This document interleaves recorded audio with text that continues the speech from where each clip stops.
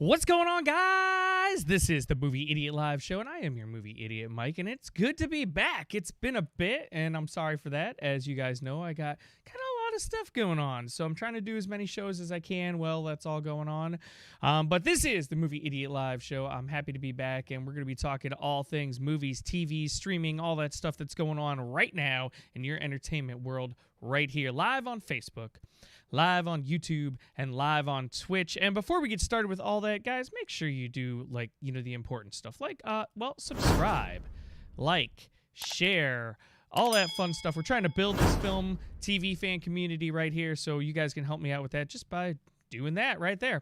Also, before we get started, make sure you interact with the show. So we're going to be talking a lot of live topics today, topics, movie, TV, all that stuff. So while we're doing that, you guys can interact with the show via, of course, the comments section below. Hit us up with the comments, again, on all those platforms. You can also do so via the tip link, streamlabs.com/movieidiot, because when you interact with the show via the tip link, not only are you interacting with the show, but you are also helping support the channel and helping support the show, and I really appreciate that. So, now that I got all that crazy housekeeping stuff out of the way, we're going to get started with our main topics of the day. And we got a lot going on. We got the Shang Chi trailer dropped. We got Vin Diesel got a new movie. We're going to be talking some Mortal Kombat. Downton Abbey's getting a sequel and many, many more things. And we're going to start right off the top here with, of course, that Shang Chi news. Yes, Shang Chi, Marvel Shang Chi, Master of Kung Fu dropped its brand new trailer today, people, today, and it is glorious.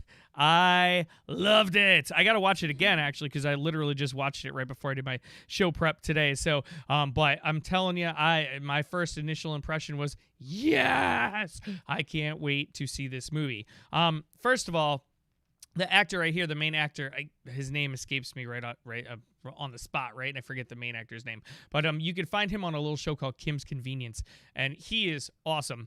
And this movie just looks amazing. Like, it's going to be just awesome, combat, hand-to-hand fighting fun, with that Marvel twist. And the trailer looked fun. I really enjoyed it. But it isn't about me, guys. It's about you. It's about you. Did you guys see the Shang-Chi, Master of Kung Fu? I should say Shang-Chi and the Legend of the Ten Rings is the name of the movie. Did you guys see that trailer? If so, let me know in the comments below your guys' thoughts on it. And I'm going to move on to the next main topic of the day.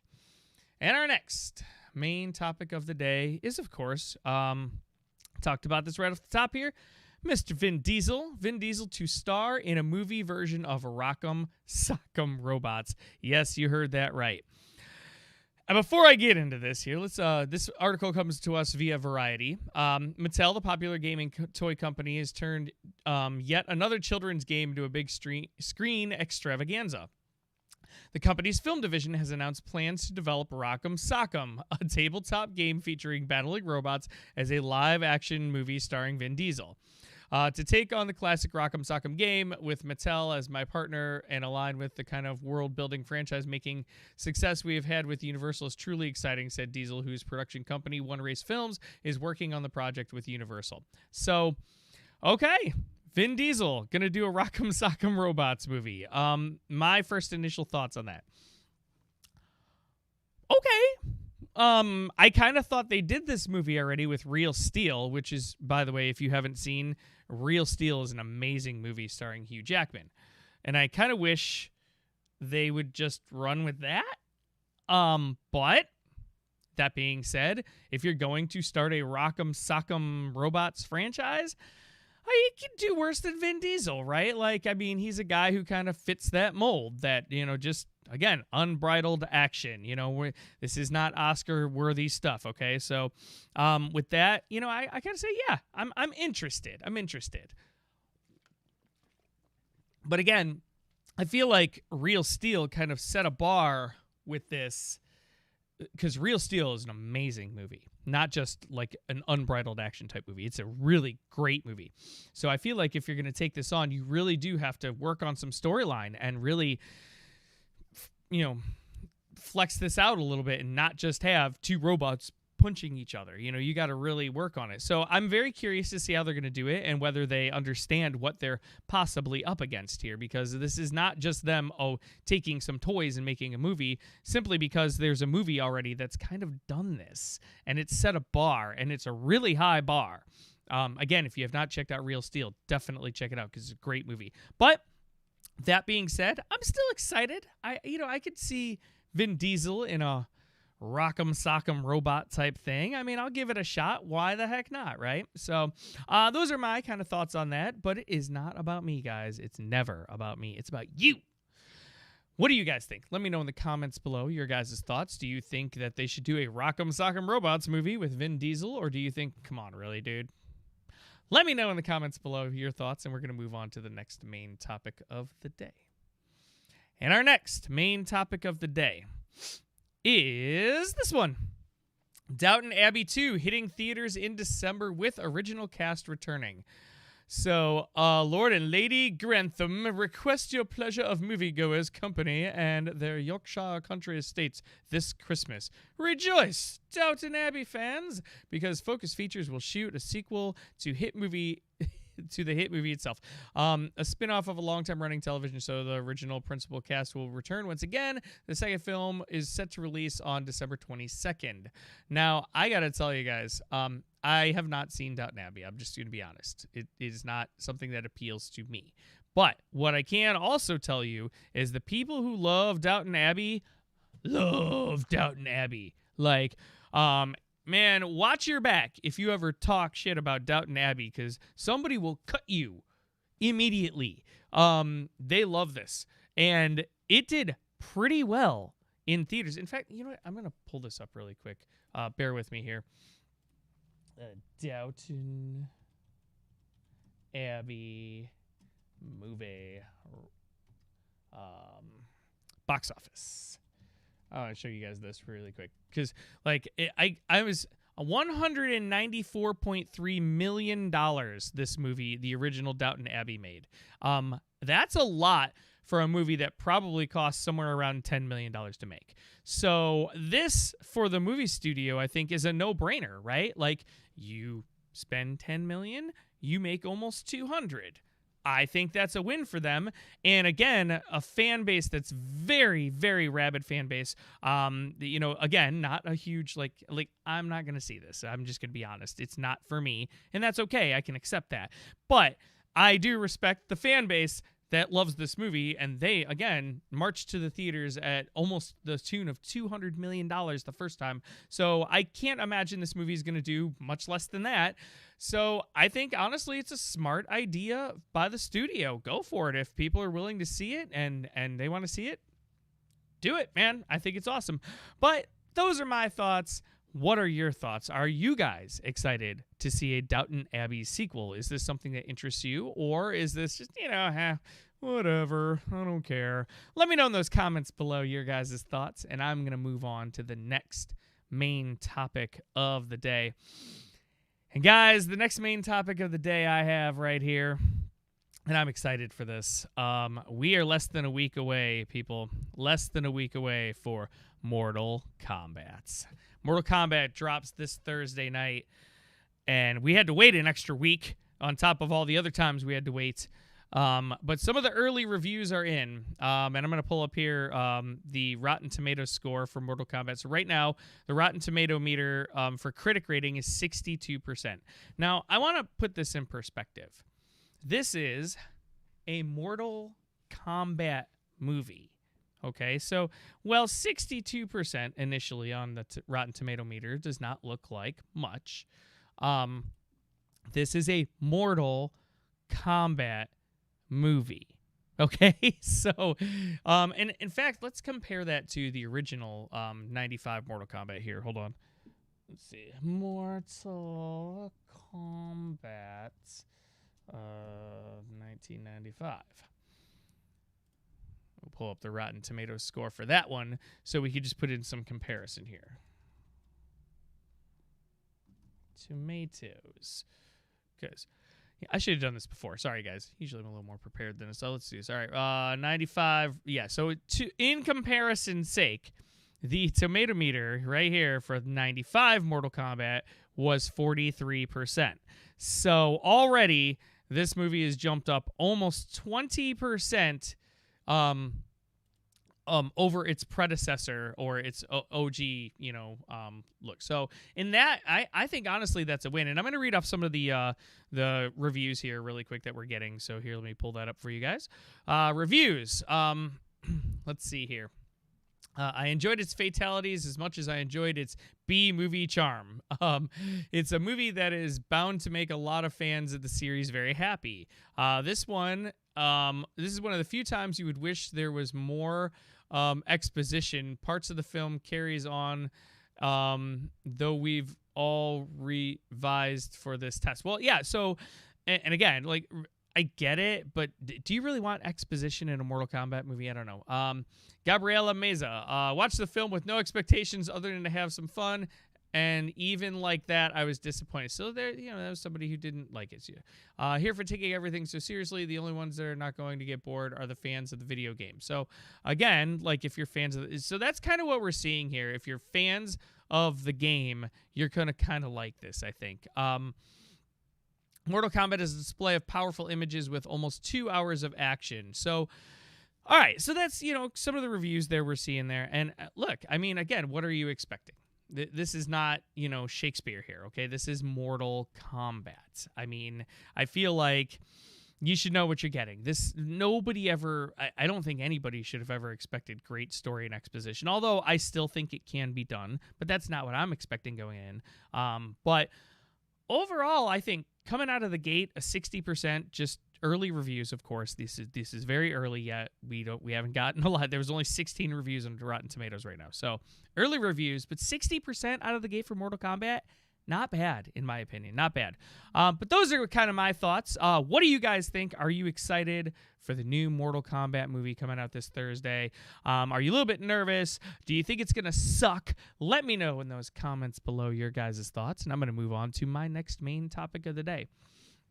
And I've been harping on this show for a while now, and I'm going to keep doing it because it is amazing. And that show, of course, is Invincible. Give me 1 second here.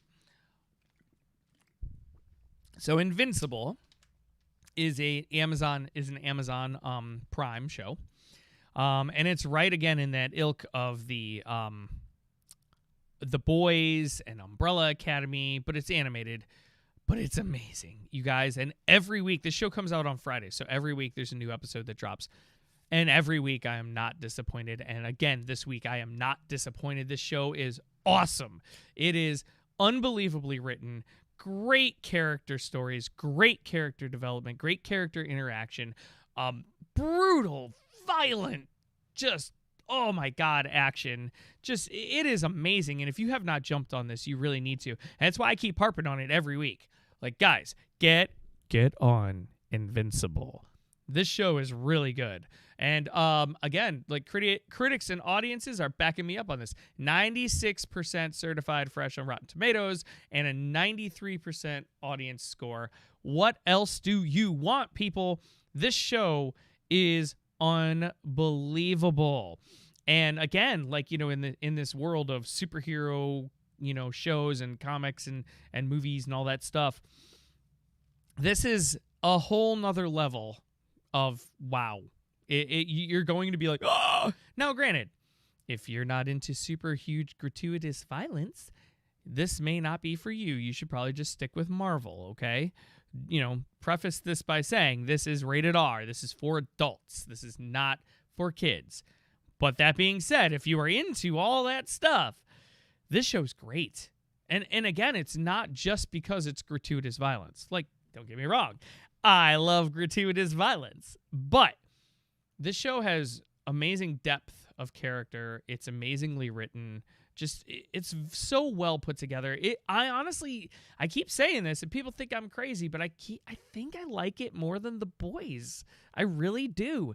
And I can't believe I'm saying that because, like, yeah, but I don't know. That's just kind of how I feel, guys. Let me know what you guys think. Have you checked out Invincible? If so, let me know in those comments below your guys' thoughts on that. And I'm going to move on to the next main topic of the day. And of course, the next main topic, as always, is Falcon and Winter Soldier. We had, of course, a new episode of Falcon and Winter Soldier drop last Friday. I am going to try, I'm hoping tonight, if not tonight, then definitely tomorrow. I'm thinking I'm going to do an open spoiler discussion on Falcon and Winter Soldier. So that's, keep your eyes open for that. I'm thinking either tonight at like 9 o'clock Central Standard Time or tomorrow at this time right here, about 12:30 Central Standard Time. So keep your eyes open for that. We'll figure it out. But I'm hoping to do an open spoiler discussion. So that being said, this is a non-spoiler talk of the latest episodes. And actually, I'm 2 behind now because I haven't done a show in a couple of weeks. So the latest couple of episodes of Falcon and Winter Soldier. So Falcon and Winter Soldier on Disney+. Let me bring a couple of things up first.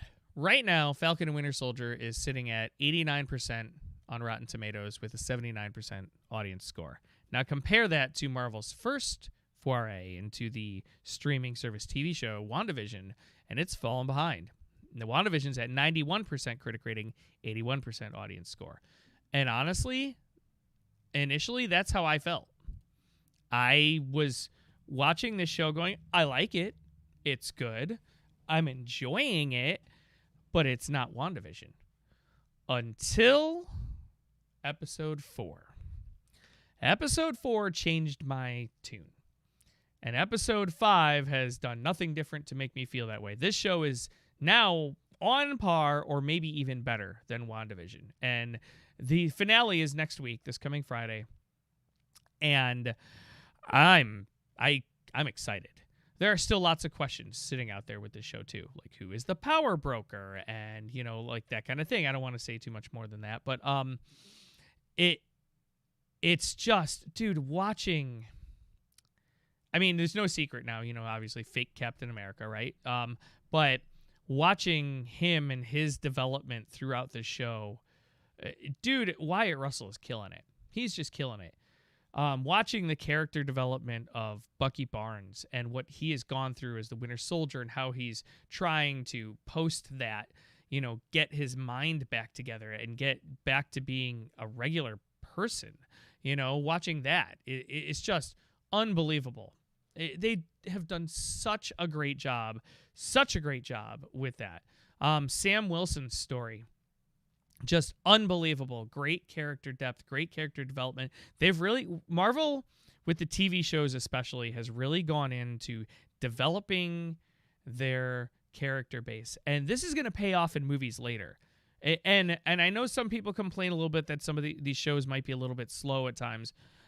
The way I look at these shows is these are foundational bases for payoffs similar to Endgame or maybe even better.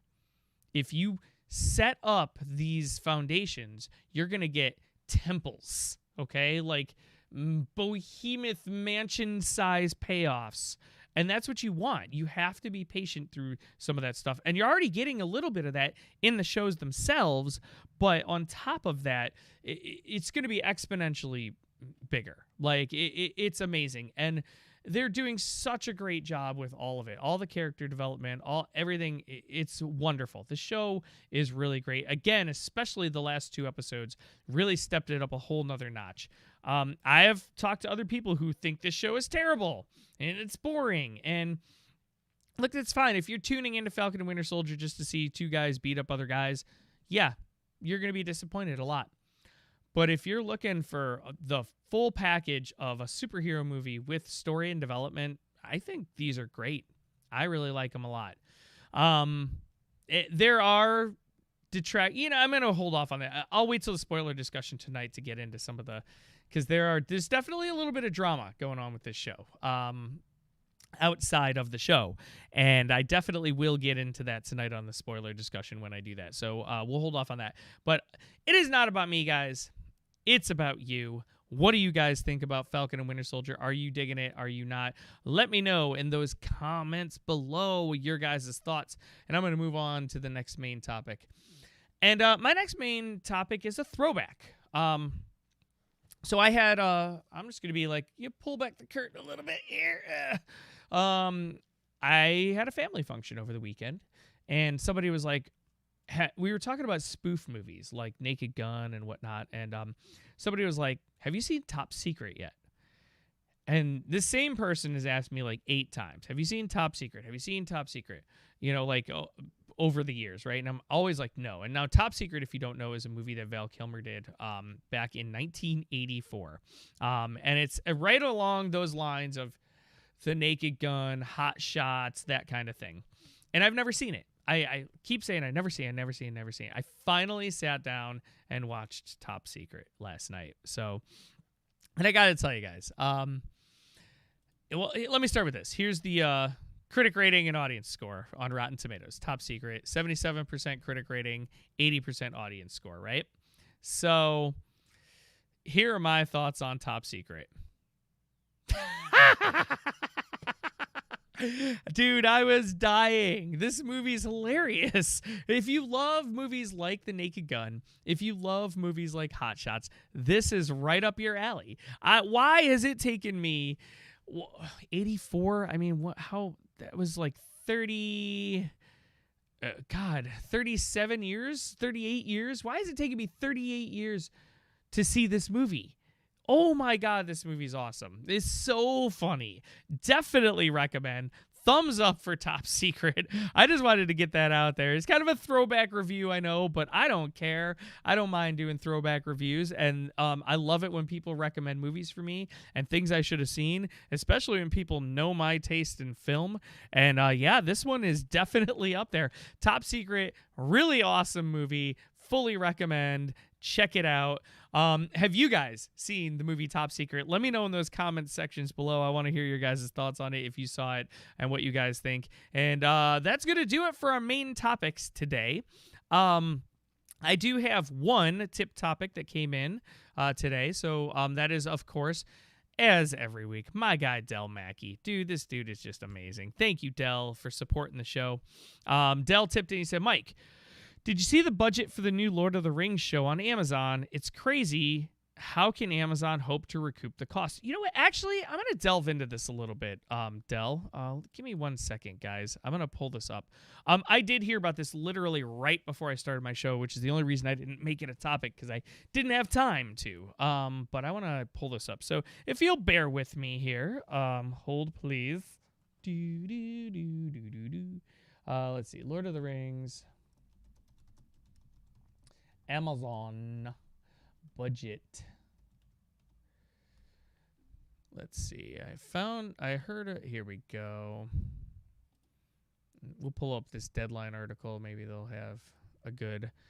I also want to compare it to something too. So let me pull that up as well. Hold, please. Almost done, guys. Almost done. It'll be worth it. It'll totally be worth it, Del. And I want to give you a comprehensive answer to your question, Del. So hold on.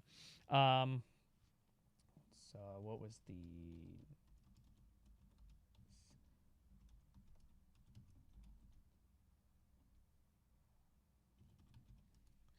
Okay, I want to compare two things, okay? So let's start with this. And I'm going to pull this up for you guys. If you give me just a moment, I have to remap this. This is killer TV right here. The killer TV. I'm sure you guys are so happy with this. No, that's not it, is it? No. Hold on. Cancel that.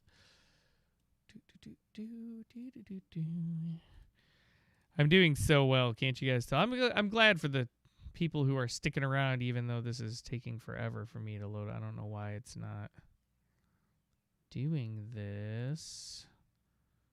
Oh, that's not it. That's not it. Here we go. That's it. I think that's the one. All right, so here we go. All right, done. Got it. Okay, so here is the article.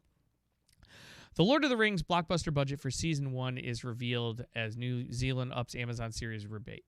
So here's what we're looking at.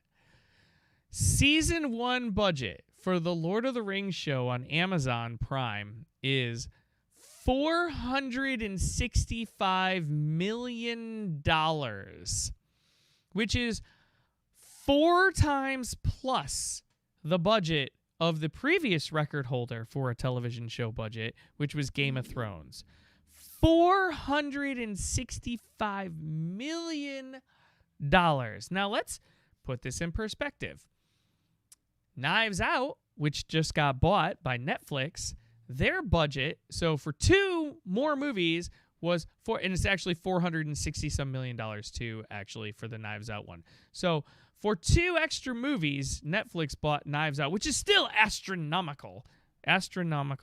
But then Amazon shells out $465 million, about $10 million an episode for The Lord of the Rings. That is what you call ginormous budget. And it does 2 things. This is upping the production value for Lord of the Rings. That's one. Thing number 1.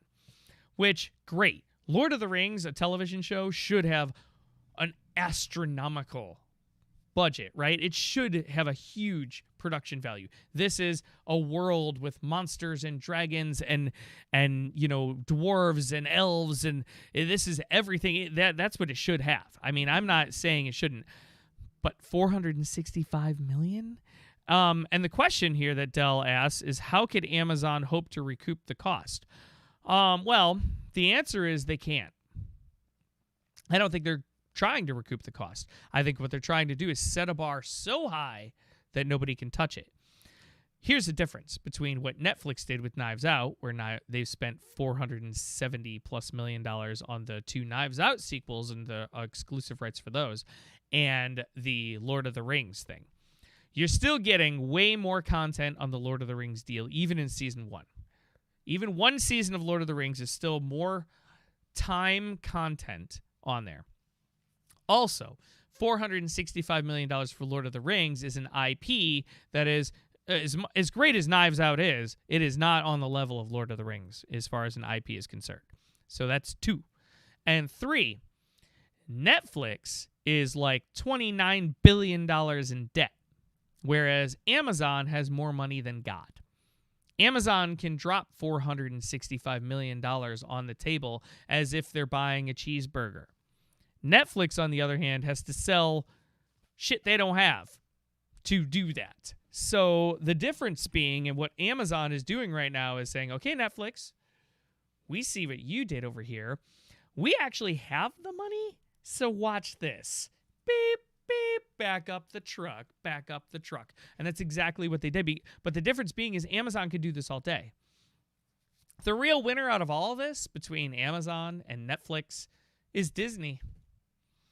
Disney's sitting there going, you guys, we just put our own IP up and we're still, we're more popular than you, Amazon, and we're on your heels, Netflix. Disney is the real winner because they're not spending, they're spending big budgets, don't get me wrong. I'm sure the budget's on Mandalorian, and I'm sure the budget's on Star Wars stuff. I'm sure the budget's on all the Marvel stuff is high, but it isn't that kind of high. That's overpaying. And Disney is not overpaying. So they're winning. HBO Max.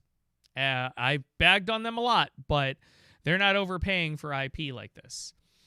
Paramount has actually been really smart. They just launched Paramount Plus, but also what they've done is they've sold off a lot of their IP to stream, to Netflix, to stream. And Paramount's been actually making money through the whole pandemic because of that. Now they're going to get some of those rights back eventually. And so they're going to make out double because down the road, they're going to get some of those IPs back on their Paramount Plus network. Plus, they're not spending those kind of budgets. So in my opinion, the big loser here is Netflix. Amazon can afford to waste money. Netflix cannot. So I think the biggest loser here in this whole arms race between the streaming services of who's going to spend the most money, the biggest loser is Netflix. Netflix is I don't know what they're doing, man. And look, they're probably going to be fine. Netflix can turn around literally and just stop paying for all these, properties that they're putting on there because they have enough original content now where they could just stop paying for that and they can recoup a lot of this cost and maybe a lot of that debt in 2-3 years. Netflix makes billions of dollars a year. So that's why, financiers are willing to do that. But at some point, they got to start doing that because spending $470 billion on Knives Out was a poor decision.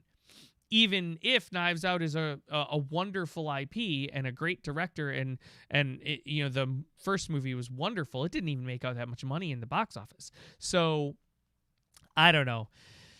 Again, I think Amazon, in the grand scheme of things, Dell, Amazon's going to lose some money on this, but they can afford to.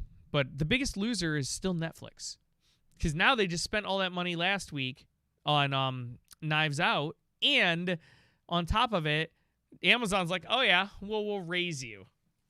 Season 1, we'll raise you with a season 1 budget of what you just paid for Lord of the Rings, and it's a bigger IP.